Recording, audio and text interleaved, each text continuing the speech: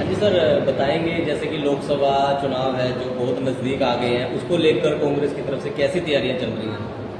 देखिए भाई, जहाँ तक लोकसभा चुनाव का मामला है, कांग्रेस बिल्कुल पूरी तरह से पहले से ही तैयार थी। और अब तो टिकटों का वितरण हो चुका है।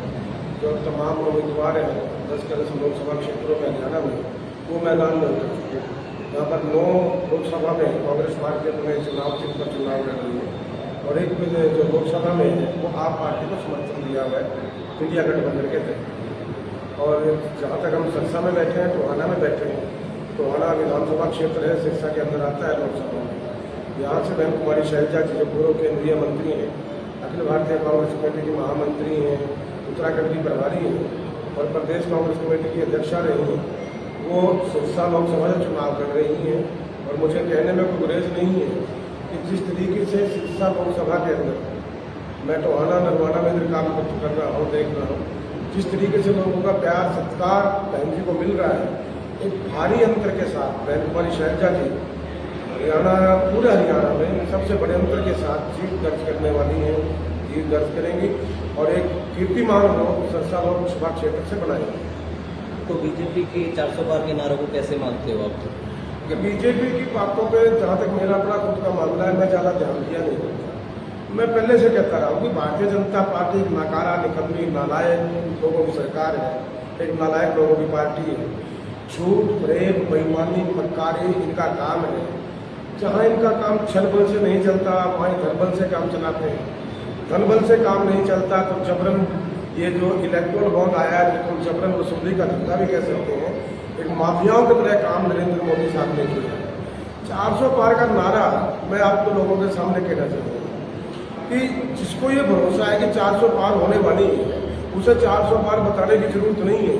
वो तो वोट डलेगी, कैंडिडेट जीतेंगे तो लोग अपने आप बता देंगे। आदमी बढ़कर के बात तब करता है जब पल्ले कुछ होता नहीं है, वो दिखाने की कोशिश करता है। जिसके पल्ले कुछ होता है उसे दिखाने की जरूरत नहीं पड़ती। और मैं 400 पार को ऐसे ही लेता हूँ जैसे पिछले विधानसभा चुनाव में हरियाणा के अंदर अब की बार 75 पार और रुके थे कहाँ 40 पे आके। तो वहीं से उन्होंने शिक्षा ली है कि यार 75 का नारा दे के 40 आ गई थी, तो 400 का नारा दे दो, 150-200 तो आ जाएंगे। जैसे कि सिरसा लोकसभा है, यहाँ पर अशोक तंवर ने पहले भी नायब सैनी को बुलाया था सीएम को, और आज भी दोबारा बुलाया, कारण क्या है बुलाने का? देखिए, अब अशोक तंवर जी कांग्रेस के बड़े नेता रहे हैं, अब पता नहीं क्या उनकी मजबूरियां रही, वो भारतीय जनता पार्टी में गए हैं। पहली बात तो मैं ये मानता हूँ कि अशोक तंवर का खुद का जो कद है वो नायब सैनी जैसे लोगों से कहीं बड़ा है। थोड़ा सा ये अफसोस होता है देख करके कि आज नायब सैनी के मुंह की तरफ उनको देखना पड़ रहा है। वो नायब सैनी जो खुद अपने गृह जिले के अंदर जहाँ से वो आते हैं, जहाँ से पहली बार विधायक भी, वो बड़े मंत्री भी रहे हैं, वहाँ पर अपने परिवार के सदस्य को जिला परिषद चुनाव में 4थे नंबर पर जाने से नहीं रोक पाए। तो हरियाणा के अंदर एक जिस तरीके से एक मोमेंटम वो बनाने का प्रयास किया गया है, वो बिल्कुल नकारात्मक की तरफ बढ़ रहा है। और मैं दावे के साथ कह सकता हूँ कि ये जो क्या नाम इसका नायब सैनी का जो मामला है, जो इनको चीफ मिनिस्टर बनाने की बात कह लीजिए, ये तो सैनी समाज को धोखा देने के लिए बनाया गया है। अगर आपको सैनी समाज से या पिछड़ा वर्ग से इतना प्रेम था, इतना लगाव था, इतनी चाहत थी पिछड़ा वर्ग के प्रति, तो क्यों नहीं आपने 2 साल पहले, 3 साल पहले मुख्यमंत्री बना दिया?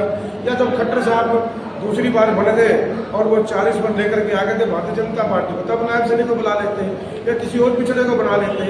सिर्फ और सिर्फ पिछड़े वर्ग को धोखा देने के लिए नायब सैनी का चेहरा आगे कर दिया गया है। और मैं दावे के साथ कहता हूँ ये बात भी कि नायब सैनी का जो पूरा दाव है वो बिल्कुल उल्टा पड़ेगा और इससे भारी नुकसान भारतीय जनता पार्टी को होगा, ये निश्चित है। तो कोई बड़ा नेता कांग्रेस की तरफ से भी यहाँ पर सिरसा लोकसभा के अंदर रैली वगैरह करेगा सर?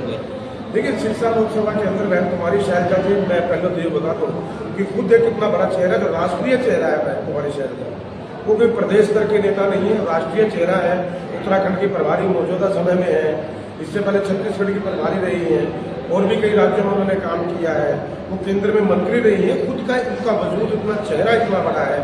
दूसरी बात ये कि जहाँ चल जो भी राष्ट्रीय नेता है कांग्रेस के, देखिए कल नॉमिनेशन का मामला था, चुनाव आज 8 तारीख से चुनाव शुरू होता है। अब चुनाव शुरू होगा, उसमें कांग्रेस के बड़े नेता भी आएंगे, राहुल जी हैं, प्रियंका गांधी है, खड़गे साहब हैं और भी राष्ट्रीय नेता हैं। वो हर लोकसभा क्षेत्र में जहाँ भी जिसका कार्यक्रम बनेगा हर व्यक्ति हर नेता वहाँ पर जाने का प्रयास किया जाएगा। और मैं तो ये कह सकता हूँ कि भाई सिरसा में कोई आए ना आए, बहन शैलजा ही काफ़ी है। और क्या खुद कुमारी शैलजा एक भारी अंतर के साथ जीत दर्ज करेगी। बाकी जो नेता बड़े लोग आएंगे वो सोने में सुहागा होगा, हमारा मार्जिन बढ़ाने का काम वो करेंगे। कल 3 विधायकों ने जो इस्तीफा दिया को अपना बीजेपी पार्टी से, उसको कैसे मानते हो आप? क्या सरकार गिरेगी या फिर सरकार तो अब तक गिर जानी चाहिए थी। सरकार तो जिस वक्त 3 लोगों ने समर्थन, पहली बात तो देखिए, जिस वक्त जेजेपी ने समर्थन वापस लिया या उन्होंने समर्थन वापस किया, या एक म्यूचुअल फ्रेंडशिप खेली इन्होंने कि कांग्रेस के खिलाफ ज़्यादा से ज़्यादा वोट काटने के, वोट कटवा लो, छोड़ दो, उसके तहत इन्होंने काम किया। लेकिन फिर भी 10 विधायकों ने इस्तीफा वो समर्थन वापस लिया जेजेपी के, तो पहली बात तो सरकार को नैतिकता के आधार पर उस वक्त समर्थन दे देना चाहिए। कल जब 3 विधायकों ने भारतीय जनता पार्टी से समर्थन वापस लिया है, तो कल तो बेशर्मी की पराकाष्ठा है। आपको तुरंत त्यागपत्र देना चाहिए था। आप सत्ता में बने रहने के हकदार नहीं रहे, आप जो है अलंबत में आ चुके हो, लोग आपको छोड़ करके भाग रहे हैं। और बेशर्मी देखिए साहब कि नायब सैनिक को चीफ मिनिस्टर बनाया गया, कायदे से वो 6 महीने चीफ मिनिस्टर बड़े आराम से रह सकते हैं, लेकिन जानबूझ करके लोगों के साथ छल करने के लिए, ब्लफ करने के लिए उनको विधानसभा में करनाल से चुनाव लड़वा दिया गया। जबकि मेरा मानना है कि उसकी कोई जरूरत खास लंबी चौड़ी थी नहीं। इनके खुद के जो नेता हैं वो भ्रष्टाचार में शामिल हैं और दूसरों पर आरोप लगाते हैं। खुद के नेता जो है इनके महिला उत्पीड़न में आरोपों में शामिल है। आरोप क्या है? महिलाओं को उत्पीड़न में किया है। ब्रिजभूषण शरण सिंह के खिलाफ हरियाणा की पहलवान बेटियां 2 महीने सड़क तो दिल्ली की सड़कों पर बैठती थी, और उसका परिणाम क्या है साहब? ना उस व्यक्ति को गिरफ्तार किया जाता है, ना उस व्यक्ति के खिलाफ कोई कार्रवाई की जाती है। हाँ, लोकसभा चुनाव में हरियाणा में कहावत है ना, बोलो रोंदे के हाथ जो पूछना भाई, वो रोकते के हाथ को पूछने वाला काम यह कर दिया कि ब्रिजभूषण शरण सिंह की बजाय उसके बेटे को टिकट दे दिया गया है। अब ब्रिजभूषण शरण सिंह छाती में मुक्का मार के हाथ यही करता है, भाई चुनाव तो मैं लड़ रहा हूँ, मेरा बेटा लड़े मैं लड़ूँ। तो इस तरीके से जैसे कि 2014 में नरेंद्र मोदी बार बार बेरोजगारी की बात करता, शिक्षा की बात करता, आज उनके मुंह से कोई भी लफ्ज सुनने को नहीं मिल रहा। तो इसका कारण भाई देखिए, सीधी सी बात है कि आदमी कितना झूठ बोले, कितनी बेशर्मी कर ले, एक दिन तो लोगों के सामने जाना पड़ता है ना। अब मैं देखिए, मैं आपको बता दूं कि मैं टोहाना में पहले भी काम कर चुका हूँ। जब मुझसे अब इस बार पूछा गया, मेरी चॉइस पूछी गई, पार्टी ने पूछा कि आप कहाँ किस विधानसभा में काम करना चाहेंगे, तो मैंने नरवाना टोहाना का नाम लिया। क्यों लिया?